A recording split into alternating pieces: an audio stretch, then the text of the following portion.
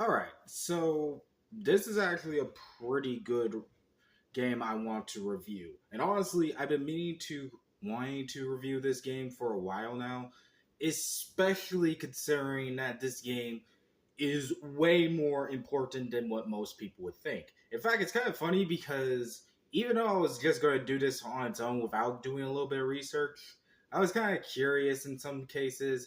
And good thing I did because there's a lot of weirdness to this game history, to say the least. And of course, obviously, someone's got to do a review about this game because I feel like this game is a kind of becoming a hidden gem, which really shouldn't be the case because holy crap, this game is awesome with way more things than you know. Okay, so for context, if you don't know, Platypus, which I never in the end of the world would understand why the hell they will name this game Platypus, but whatever, is a game that's actually, fun fact, was one of the oldest PC games in the 2000s. This was like one of the first 2000 PC games. Like, we're talking about Windows and stuff. And I'm not trying to like be that one fat cat, anime fat cat from that one cartoon. Have you ever seen that? Because I actually love it. I even use one of their voice clips for my shorts of the Eevee shorts.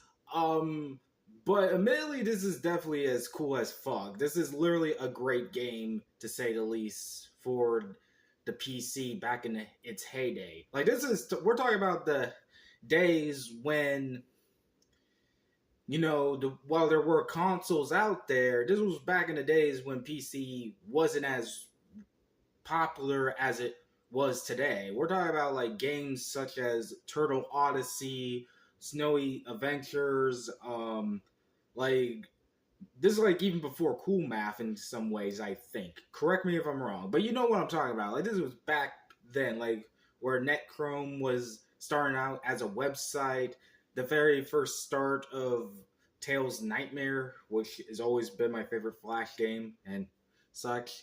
Like this is definitely back in the heydays, and Platypus was actually one of those for justifiable reasons. As you saw, this game is literally made out of freaking clay, which was already a ultimate point. Like literally, it's all entirely made out of clay, which is good, graphic wise. But it was a pretty standard, straightforward shooter game.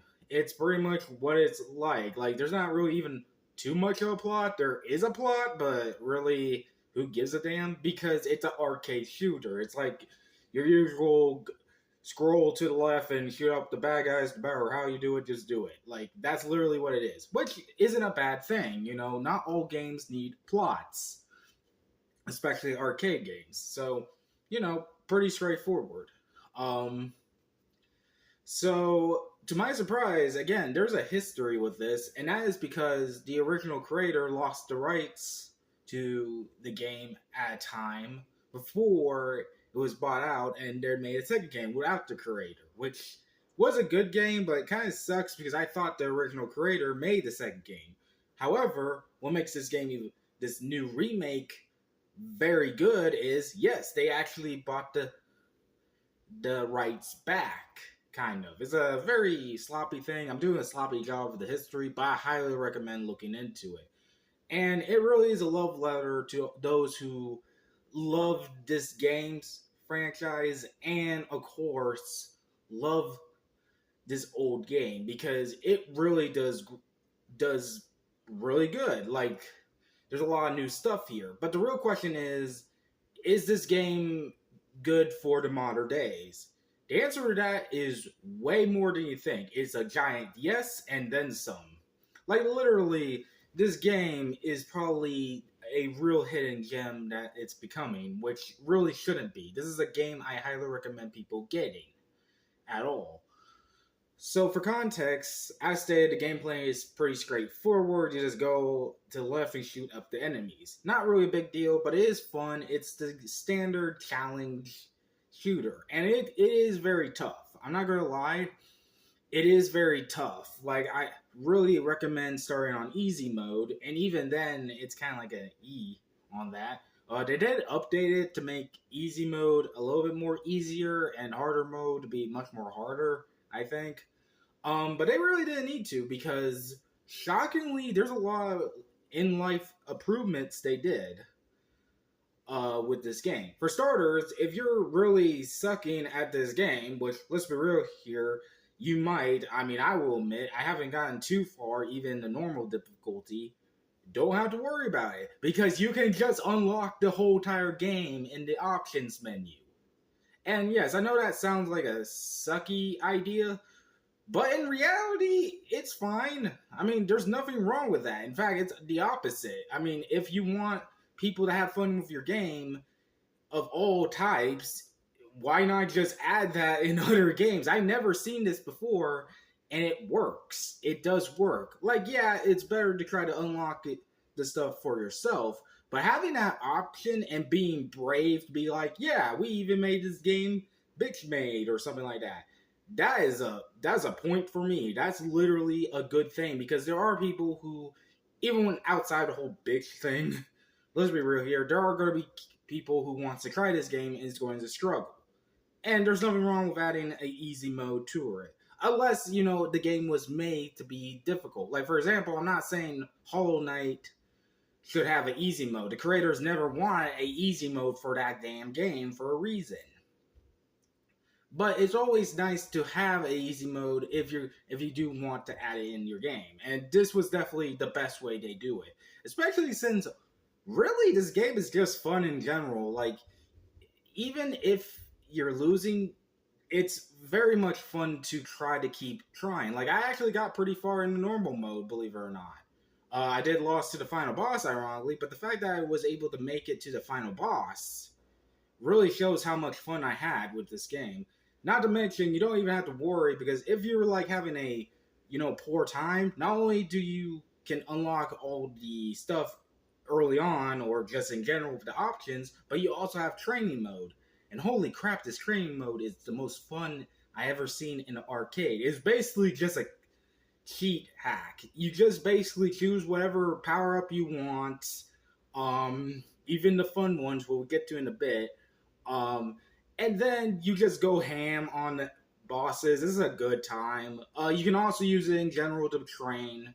Like, really, if you're into the high score thing, you can use it for training to get to high score. If you're not, you can use it for funsies like I do.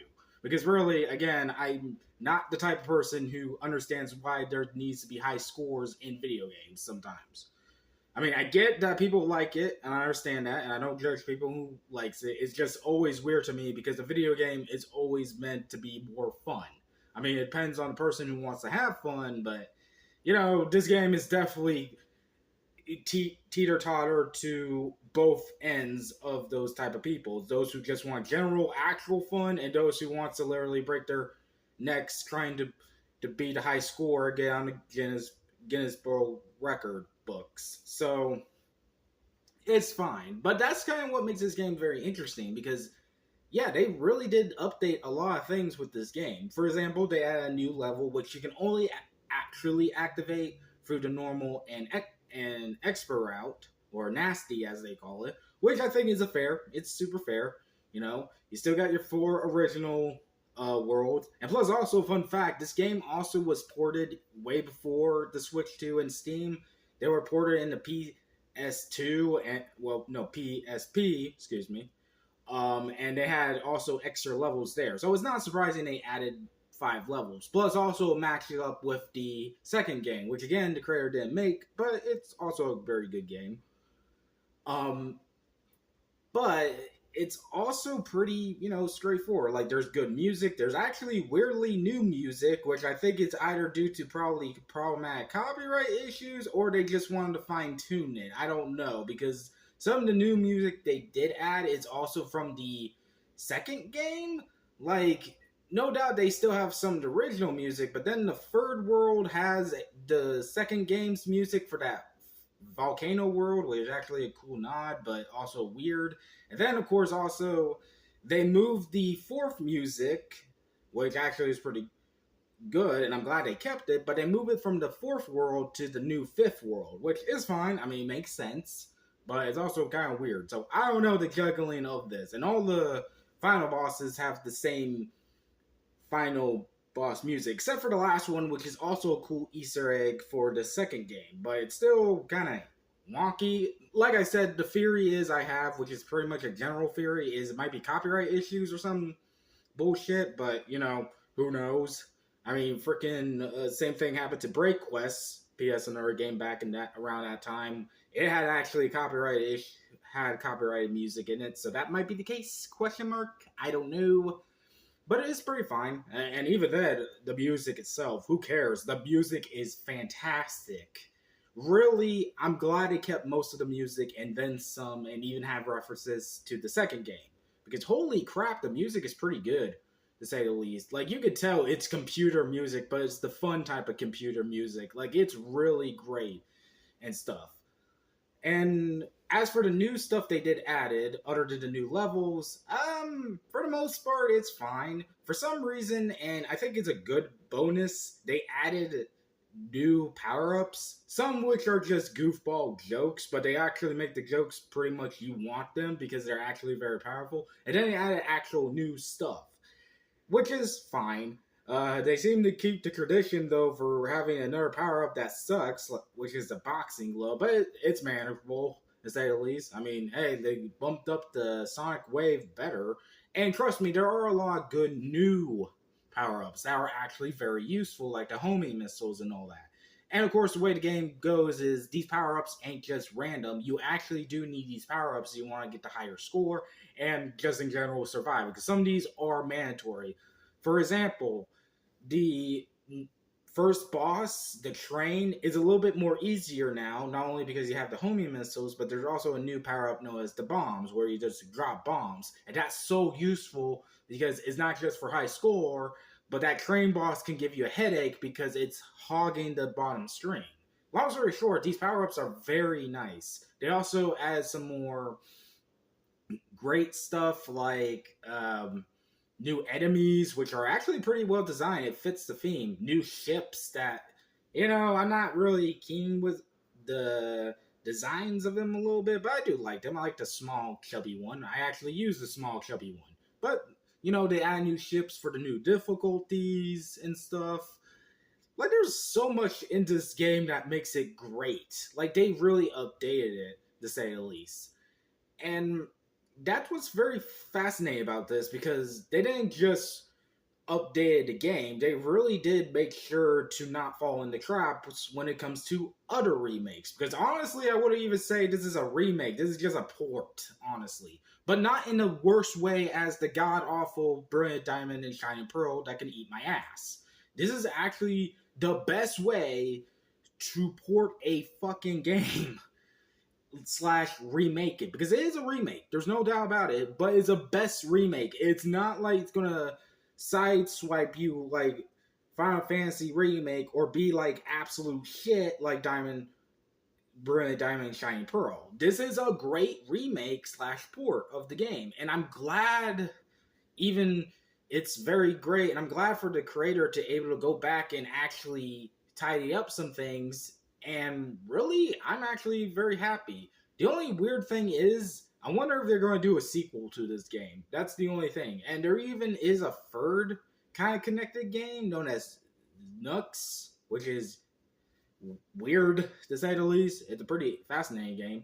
But we'll have to see. But all in all, I highly recommend you guys get this game. Really support it. And yeah, this is definitely the best game of this year for me a little bit. Definitely 10 out of 10, 10 out of million, I don't know, S plus, I think. Like, it really is an S plus game. Really is. My rank, S plus. S plus. So, yeah.